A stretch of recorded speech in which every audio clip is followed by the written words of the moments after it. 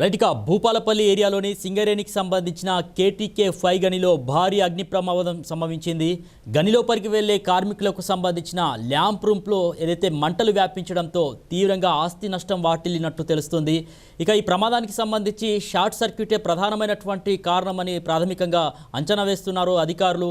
Lamp రూమ్లో బ్యాటరీలకు charging పెట్టే పాయింట్ల వద్ద విద్యుత్ హెచ్చుతగ్గుల వల్ల మంటలు అంటుకుంటున్నట్లు తెలుస్తూ ఉంది. ఇక చూస్తుండగానే గదంతా కూడా మంటలు వ్యాపించాయి. ఇక ఈ ప్రమాద సమయంలో చూసినట్లయితే గనక గని సిబ్బంది కావచ్చు, కార్మికులు కావచ్చు వెంటనే అప్రమత్తమయ్యారు. ల్యాంప్ రూమ్ సమీపంలోనే పెట్రోల్ను కూడా భద్రపరిచారు.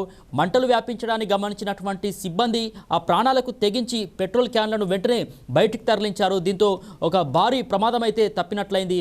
ఒకవేళ పెట్రోల్ నిల్వలకు మంటలు అంటుకొని ఉంటే గనక అది భారీ పేలుడుకు దారితీసి గని ఉపరితల ప్రాంతం అంతా కూడా మొత్తం ధ్వంసమయ్యేదని కూడా కార్మికులు ఆందోళన వ్యక్తం చేశారు. ఇక ఈ ప్రమాదంలో చూసినట్లయితే కనుక ప్రాణ నష్టం జరగకపోయినప్పటికీ కూడా సింగరేణి సంస్థకు భారీగా ఆస్తి నష్టం వాటిల్లినట్టు తెలుస్తుంది.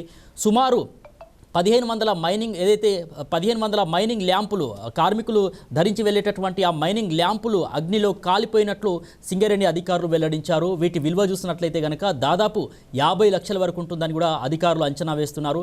సింగరేణిలో ప్రతి కార్మికుడికి ఈ ల్యాంప్ అనేది ఎంతో ఉపయోగకరంగా ఉంటుంది. చీకటి గనుల్లోకి వెళ్ళేటప్పుడు ఈ ల్యాంప్స్ తప్పనిసరిగా ధరిస్తూ ఉంటారు. 1500 ల్యాంపులు కాలిపోవడంతో తదుపరి షిఫ్ట్ కార్మికులకు ల్యాంపుల కొరత ఏర్పడే అవకాశం ఉంది. దీనివల్ల బొగ్గు ఉత్పత్తిపై కూడా ప్రభావం పడేటటువంటి అవకాశాలు కనిపిస్తున్నాయి. మైనింగ్ రంగంలో ఇలాంటి ప్రమాదాలు పునరావృతం కాకుండా ఉండాలంటే కనుక కొన్ని కఠినమైనటువంటి చర్యలు తీసుకోవాలని ఒకవైపు కార్మికులు, కార్మిక సంఘాల నాయకులు డిమాండ్ చేస్తూ ఉన్నారు. సింగరేణి చరిత్రలోనే ఇలా ల్యాంప్లకు సంబంధించినటువంటి రూమ్లు కాలిపోవడం ఇది అరుదుగా జరిగింది. ఆస్తి నష్టం కూడా జరిగింది. కాబట్టి దీనిలో ఏదైతే అధికారుల నిర్లక్ష్యం కూడా ఉంటుందని చెప్పేసి పలువురు కార్మిక సంఘాల నాయకులు కూడా ఆరోపిస్తున్నారు. ల్యాంప్ రూమ్లలో వైరింగ్లో వచ్చినటువంటి సమస్యలతో ఈ యొక్క షార్ట్ సర్క్యూట్స్ జరిగి ఉండొచ్చని కూడా అనుమానిస్తున్నటువంటి పరిస్థితి.